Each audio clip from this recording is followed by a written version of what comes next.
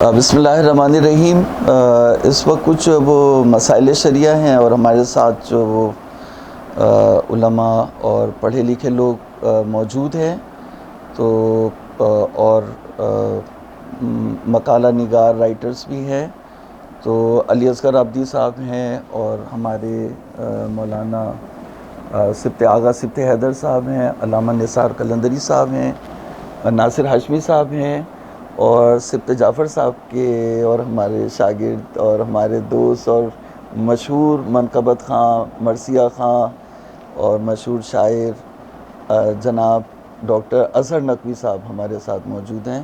اللہ تعالیٰ ان کی توفیقات میں بھی اضافہ کرے۔ تو کچھ سوالات کا جو ہے وہ مسائل شریعہ کا ایک سیشن ہم شروع کرتے ہیں چھوٹا سا۔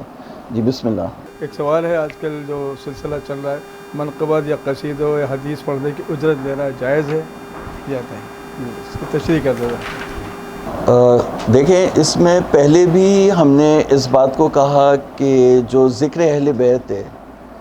وہ ذکر اہل بیت اگر کوئی کر رہا ہے، وہ منقبت کی صورت میں ہو یا مرثیہ کی صورت میں ہو یا حدیث کی صورت میں ہو، ذاکر ہے یا منقبت خواں ہے یا نوحہ خواں ہے، وہ ذکر کرتا ہے، اس کے بعد اگر کوئی اسے ہدیہ دے دیتا ہے یا جیسے کنوینس کے عنوان سے کچھ اس کی جیب میں رکھ دیتا ہے، تو اس میں کوئی اشکال نہیں ہے۔ لیکن اگر وہ اس کی جو وہ مطلب اجرت طلب کرتا ہے یا ڈیمانڈ کرتا ہے جیسے، تو اب مجتہدین نے تو اس میں نہیں کہا ہوا، لیکن ہم نے جو اس میں اشکال کیا تھا وہ یہ کیا تھا، مثال کے طور پر جو قلندر صاحب جو بات ہے وہ یہ کہ جیسے مثال کے طور پر میں نے یہ ریک بنوایا کسی سے، اب جس بڑھائی سے ریک منگایا، لکڑی وہ خود لے کر کے آیا اپنی، اور اس نے محنت کی، مزدوری کی، اور اس نے جتنا بھی اس میں، تو اس نے کہا جی میں اتنے لوں گا۔ اب گاؤں کا تھا تو اس نے بولا میں اتنے لوں گا، اور بہت بڑی کمپنی کا تھا، اس نے میں کہا اتنے لوں گا۔ یا آپ نے اسے پہلے طے کر لیا، یا پھر شریعت کہتی ہے اجرت المثل اگر آپ نے طے نہیں کیا، تو وہ تو اس کی اپنی چیز ہے، لکڑی بھی اس کی اپنی، محنت مزدوری بھی اس کی اپنی، تو وہ جتنا لے لے۔ اچھا، اب یہاں پہ کیا مسئلہ ہے؟ یہاں پہ یہ مسئلہ ہے کہ آپ جب میں جیسے مجلس پڑھ رہا ہوں، یا ایک منقبت خاں منقبت پڑھ رہا ہے یا نوحہ خاں نوحہ پڑھ رہا ہے، تو وہ ذکر کر رہے ہیں اہل بیت کا۔ اب اہل بیت آ گئے اس کی، یعنی ذاتی جاگیر نہیں ہے اس کی، تو اب اہل بیت کی اگر اس میں رضایت حاصل ہو جائے تو پھر تو مسئلہ نہیں ہے۔ اب اہل بیت تو دیتے تھے، لیکن یہ کہ تقاضا کرنا، پھر اس کو کمرشلائز کرنا، تو اس میں ہم نے یہ کہا تھا کہ اہل بیت کی رضایت نہیں ہے اس کے سلسلے میں، یہ بات کہی تھی، اس لیے اشکال کیا تھا۔ قبلہ آغا سبط حیدر موسوی، میرا ایک سوال یہ ہے کہ آج کل دیکھا گیا یہ ہے عام طور پر محفل میلاد میں یا میڈیا پر کچھ منقبت خواں جو ہے اپنی منقبت میں قصیدوں کے ساتھ موسیقی کے آلات کو شامل کرتے ہیں۔ کیا ایسی موسیقی جو منقبت میں اور قصیدوں پڑھی جائے یا جو سوشل میڈیا پہ ہے، تو کیا یہ جائز ہے؟ اس طرح سے ذرا وضاحت کر دیجیے۔ بسم اللہ الرحمن الرحیم۔ دیکھیے، موسیقی کا جو مسئلہ ہے نا وہ ایک الگ ہے، اور جو منقبت پڑھنے کا مسئلہ ہے وہ الگ ہے۔ دونوں کو جو مکس نہیں کرنا چاہیے، یعنی اگر ہم کہیں موسیقی حلال ہے تب بھی، اور کہیں موسیقی حرام ہے تب بھی۔ اب مثال کے طور پہ میں مثال دیتا ہوں اس کی آپ کو، جیسے قرآن مجید اگر کوئی گانے کی صورت میں پڑھے، قرآن مجید کی قرأت کا ایک طریقہ کار ہے، اس طریقہ کار کو کوئی تحریف کر کے گانے کی صورت میں آرکیسٹرا کے ساتھ قرآن کو اگر پڑھے گا تو تمام مجتہدین نے یہ کہا کہ یہ حرام ہے۔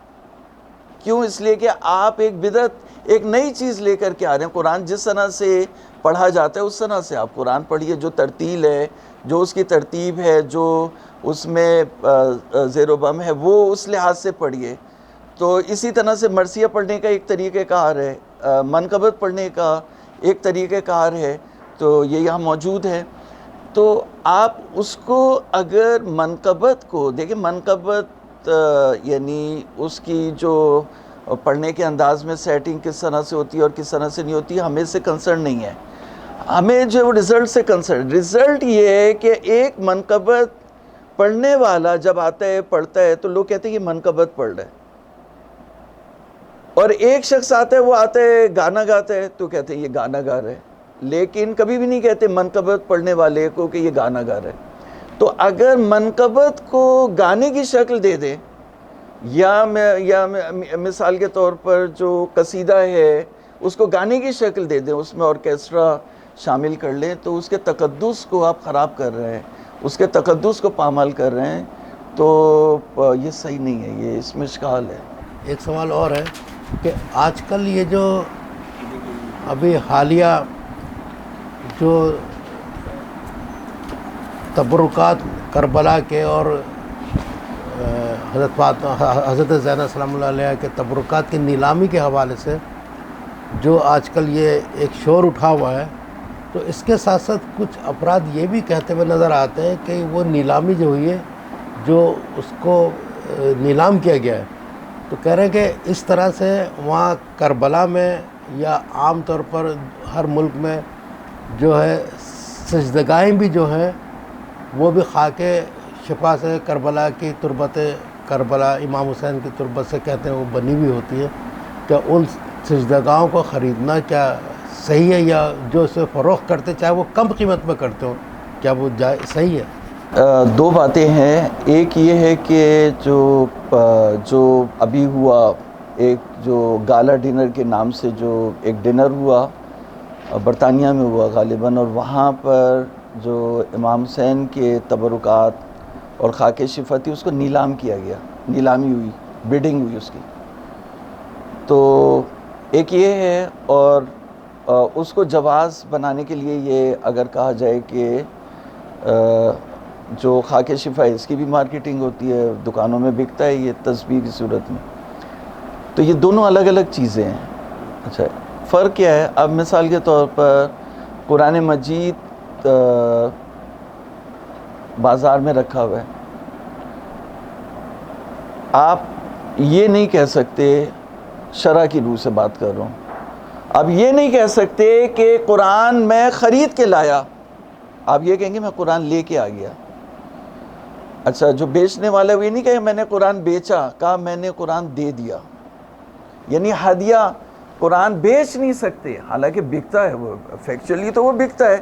لیکن یہ ادب سکھایا گیا، بتایا گیا، پھر ہمارے مقاصد محرمہ میں یہ ہے کہ بیع المصحف حرام، مصحف کا جو بیچنا ہے وہ حرام ہے، تو مصحف جو ہے وہ قرآن مجید ہے، اس کا بیچنا جو ہے وہ حرام ہے۔ تو اب قرآن تو بک رہا ہے، دکانوں میں رکھا ہوا ہے، تو آپ مثال کے طور پر اس نے کہا جی 1000 روپے ہے، تو وہ کہے گا ہدیہ، چلے اگر وہ جاہل ہوا، اس نے بولا 1000 روپے اس کی قیمت ہے،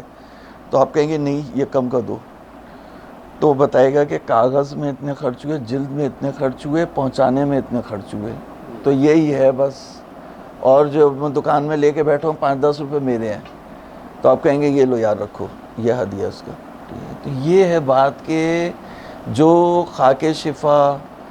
تسبیح اور سجدگاہ کی صورت میں ہے، وہ جو اس نے غریب نے اس کی تسبیح بنائی اور اس کو یا مہر بنایا، سجدگاہ بنائی، محنت کی، پکایا اس کو، محنت کی،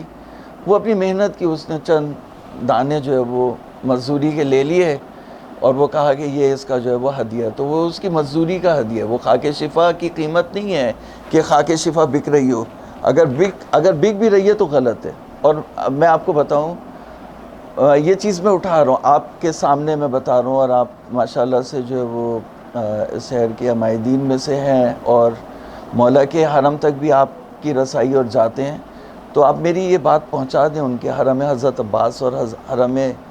حضرت امام حسین اور حرم امیر المومنین اور مہاراج اعظام تک بھی، کہ وہ زائر جو پہنچتا ہے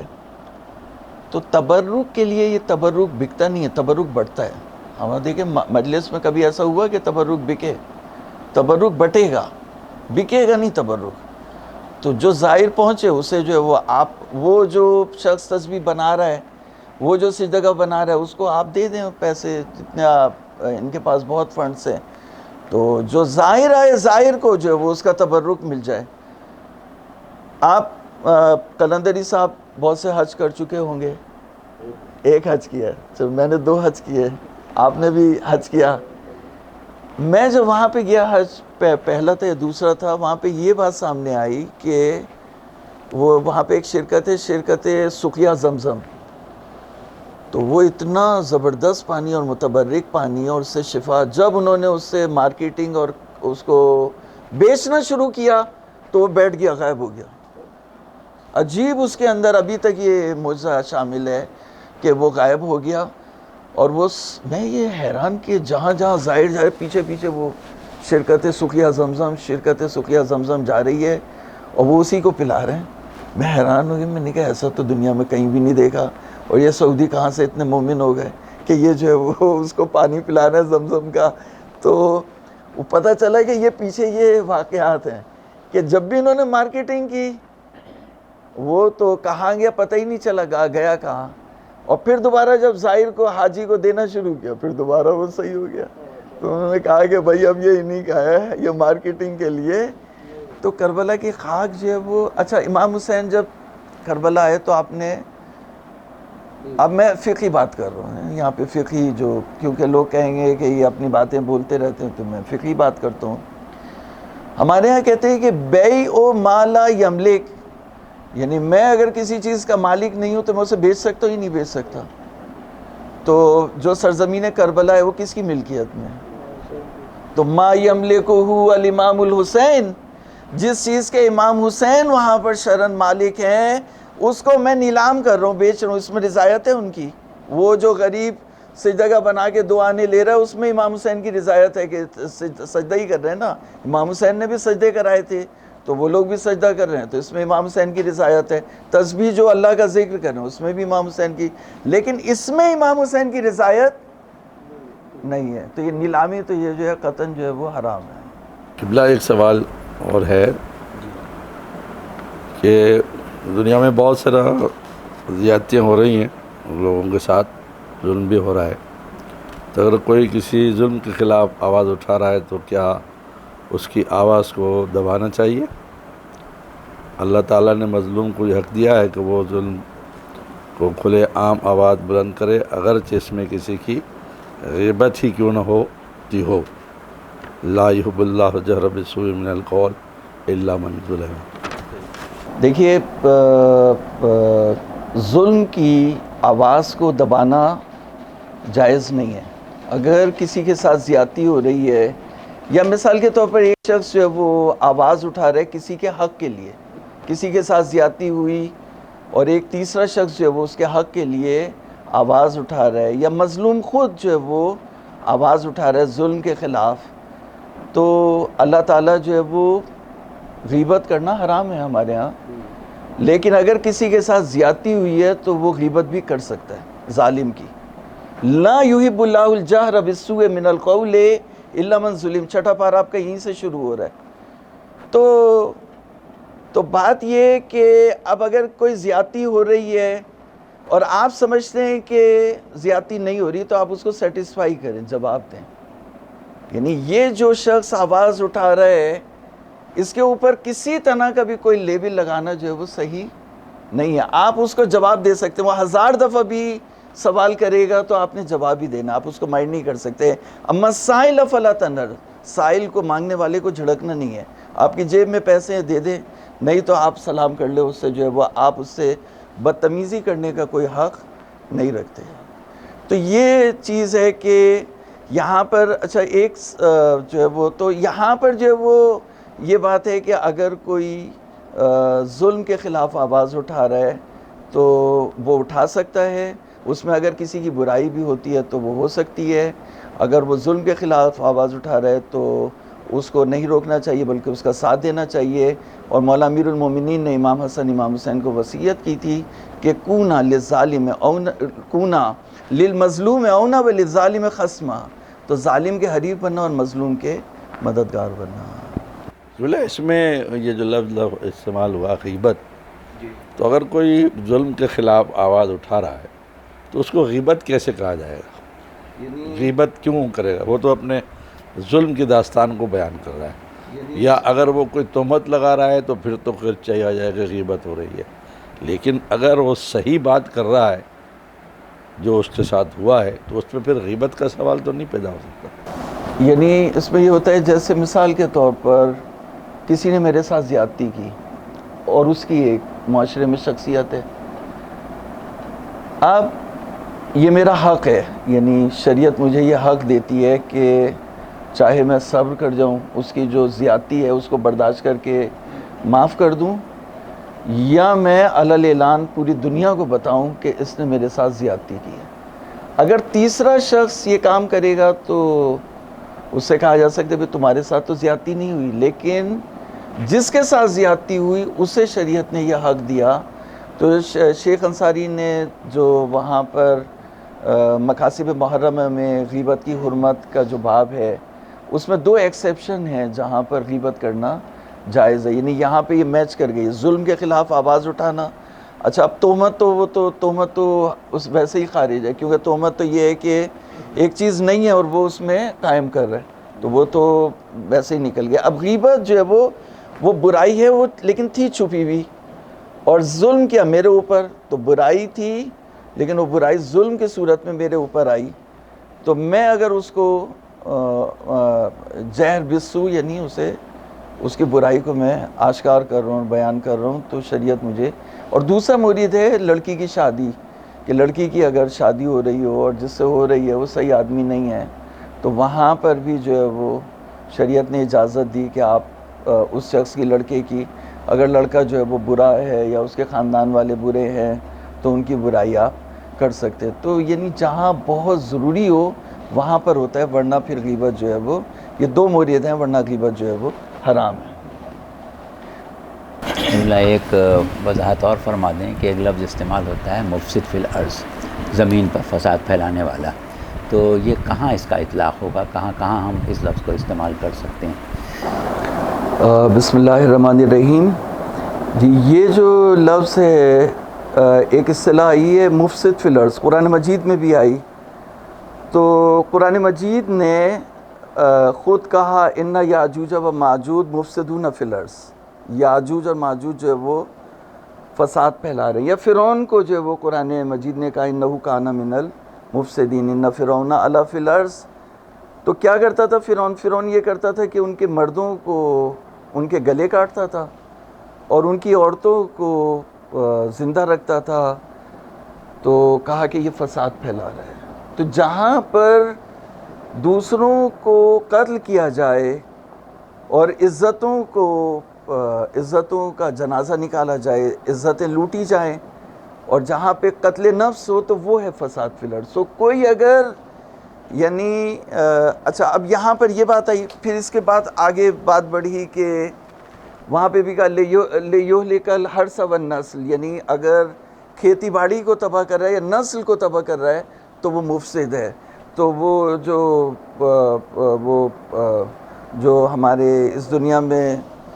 جو اب لاک ڈاؤن ہوا اور جس میں کھیتی بھی تباہ ہوئی اور نسلوں کو بھی ڈی پاپولیشن پلان کے تحت جو ہے وہ تباہ کیا گیا، تو وہ لوگ بھی جو ہیں وہ کیا ہے، مفسد ہوئے،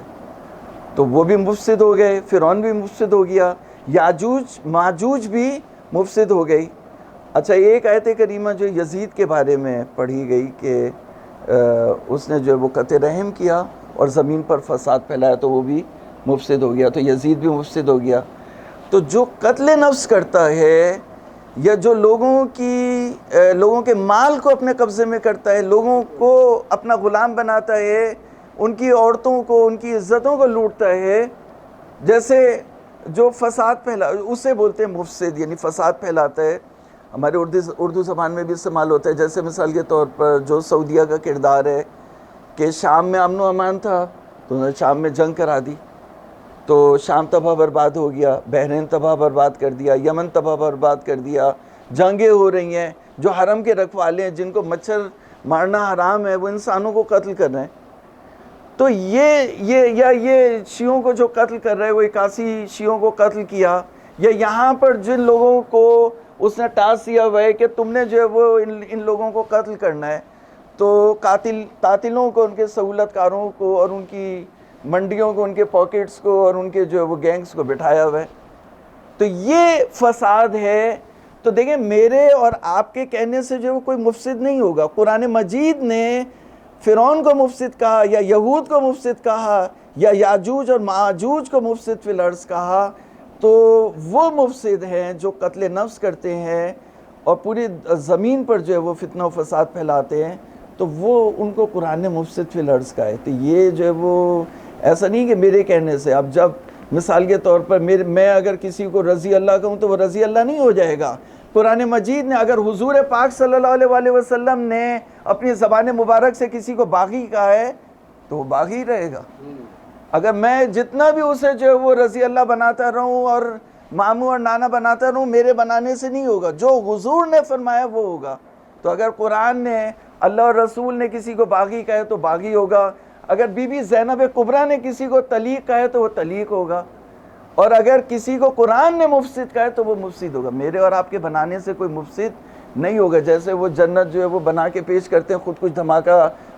دھماکہ کرنے والے کے لیے، تو وہ جنت تو نہیں ہو جاتی، وہ تو تمہاری بنائی ہوئی جنت ہے۔ تو اس طرح قرآن مجید کے مفاہیم سے اسے جو ہے وہ احتیاط کرنی چاہیے، اور اگر کوئی بھی قرآن مجید کے مفاہیم کو آگے پیچھے کرے گا